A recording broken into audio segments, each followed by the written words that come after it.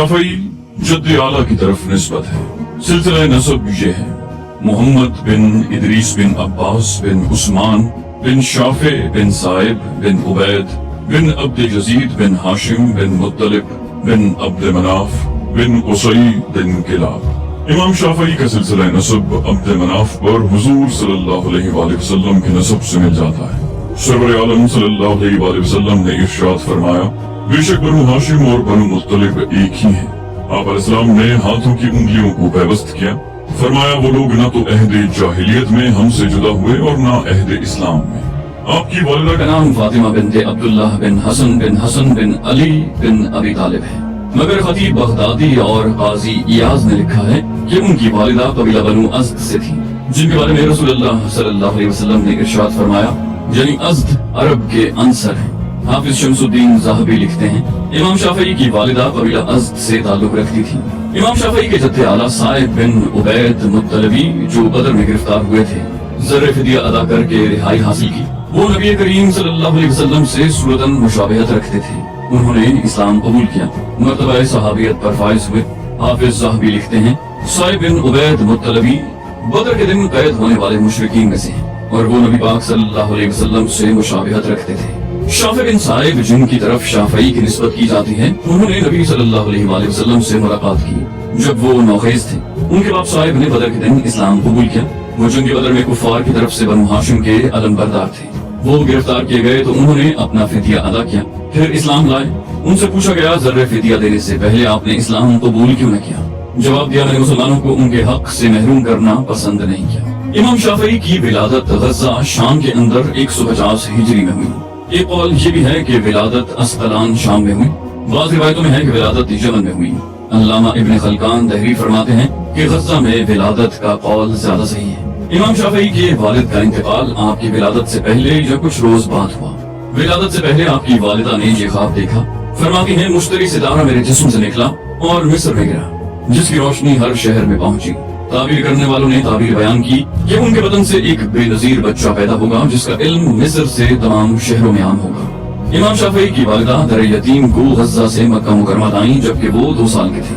इमाम शाफई से रिवायत है, मैं यमन में पैदा हुआ। वालिदा को अंदेशा हुआ कि कहीं यमन में मेरा नस्ब ज़ाया न हो जाए, तो कहा तुम अपने खानदान से मिल जाओ ताकि उनके मानिंद हो जाओ। मुझे डर है कि कहीं तुम्हारा नस्ब मगलूब न हो जाए। उन्होंने मुझे सफर मक्का के लिए आमादा किया तो मैं मक्का आया जबकि मेरी उम्र तकरीबन 10 साल थी। तो मैं अपने एक रिश्तेदार से मिला और मैं इल्म हासिल करने लगा। जो मुझसे कहता तुम इसमें मुनहमिक न हो और उस इल्म की तरफ तवज्जो करो जो तुम्हें फायदा पहुंचाए, तो मैंने उस इल्म की तहसील में दिलचस्पी पैदा की, यहाँ तक कि अल्लाह ने मुझे ये इल्म अता किया।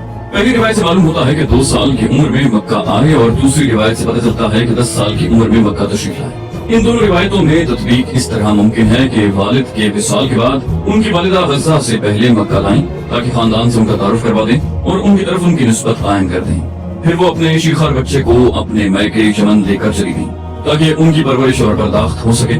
जब 10 साल की उम्र हुई तो उन्हें दोबारा मक्का भेज दिया ताकि अपने खानदान की तहजीब व शराफत और इल्म व फजल की दौलत से मालामाल हों। जब आप तालीम हासिल करने के लायक हुए तो वालिदा ने मकतब में बिठा दिया।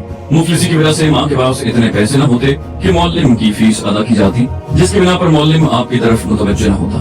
फितरत सलीम के मालिक इमाम शाफई उस्ताद की बेरुखी से दिल बर्दाश्त न हुए, बल्कि जब उस्ताद दूसरे बच्चों को पढ़ाता उस्ताद की बातें हिफ्ज कर लेते और उस्ताद की अदम मौजूदगी में वही सबक दूसरे बच्चों को पढ़ाने लगते। मौल्लिम ने जब आपका तरीका देखा तो ज़ौक़ इल्म और कुव्वत हाफिजा से काफी मुतासिर हुआ।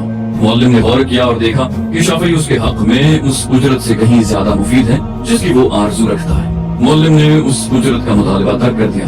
आपकी तालीम उसी तरह चलती रही यहाँ तक कि 7 साल की उम्र में कुरान करीम हिफ्ज कर लिया। खुद फरमाते हैं, मैंने 7 साल की उम्र में कुरान हिफ्ज किया और 10 साल की उम्र में मौताजात कर ली। एक और जगह फरमाते हैं, बचपन में मेरी सारी तवज्जो 2 बातों की तरफ थी, तीरंदाजी और तहसील इल्म। तीरंदाजी में मुझे इतनी महारत हो गई थी कि 10 में 10 निशाने सही बैठते। तकरीबन 10 साल की उम्र में मक्का मुकरमा आए जहाँ उलूम व मारिफ के चश्मे जारी थे और इल्म इरफान के नूर से हरम इलाही जगमगा रहा था। इमाम साहब यतीम थे, तंग दस्ती दामनगीर थी, मगर इल्म का शौक उन्हें कुशा कुशा उलमा और मशाइख की दरसगाहों तक ले गया। कबीला हुजैल में रहकर अरबियत और शेर व अदब की तालीम पाई। उसी जमाने में एक माहिर अंसाब के पास तालीम हासिल करने गए तो उसने कहा, पहले कोई जरिया माश पैदा करो फिर इल्म सीखना। لیکن تحصیل علم کے دھن کے پکے امام اگر کسب معاش میں الجھتے تو پھر تحصیل علم یکسوئی کے ساتھ ممکن نہ تھی.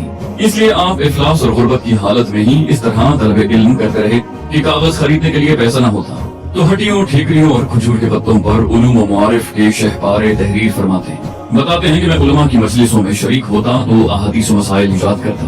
ہمارا گھر مکے کے اندر شیب الخیف میں تھا. میں ہڈیاں جمع کرتا اور ان پر حدیثیں اور مسئلے لکھ لیا کرتا. ہمارے پاس ایک پرانا گھڑا تھا. جب ہڈیاں زیادہ ہو جاتی تو ان کو کھڑے میں رکھ دیتا. امام شافعی تحصیل فقہ کے لیے حضرت مسلم بن خالد زنجی کے حلقہ درس سے وابستہ ہوئے اور ان سے فقہ اور حدیث کی تعلیم پائی. مسلم بن خالد زنجی بڑے جوہر شناس تھے. امام صاحب کی ذکاوت اور ذہانت اور قوت حافظہ کی وجہ سے بے حد مانوس